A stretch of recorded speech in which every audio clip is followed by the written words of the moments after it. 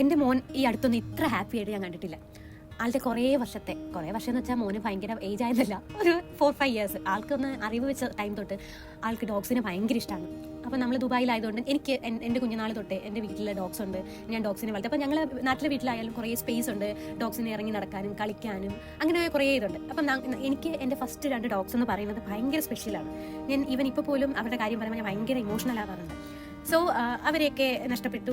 പിന്നെ കുറേ ഡോഗ്സ് മേടിച്ചെങ്കിലും പിന്നെ വാങ്ങുന്ന എല്ലാ ഡോഗ്സിനും അവരുടെ സെയിം പേര് തന്നെയാണ്. ഞങ്ങൾ പേര് പോലും മാറ്റിയിട്ടില്ല, സെയിം പേരിട്ട് തന്നെയാണ് ഞങ്ങൾ പുതിയ ഡോഗ്സിനെയും വിളിക്കുന്നത്.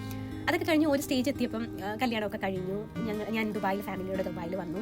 ഇവിടെ പിന്നെ സ്റ്റേ ആയി. പിന്നെ പോകെ ഡോഗ്സിനെ ഒന്നും കാണാതെയൊക്കെ ആയി. ഞാൻ ഓക്കെ, എന്നാലും ഇപ്പോഴും എൻ്റെ ഡോഗ്സിൻ്റെ പിക്ചേഴ്സ് കാണുമ്പോൾ ഞാൻ ഇപ്പോഴും ഇമോഷണൽ ആവാറുണ്ട്. അപ്പോൾ അതൊക്കെ കണ്ടിട്ടാണോ എന്നറിയില്ല, എൻ്റെ മോന് ഭയങ്കര ഇഷ്ടമാണ്.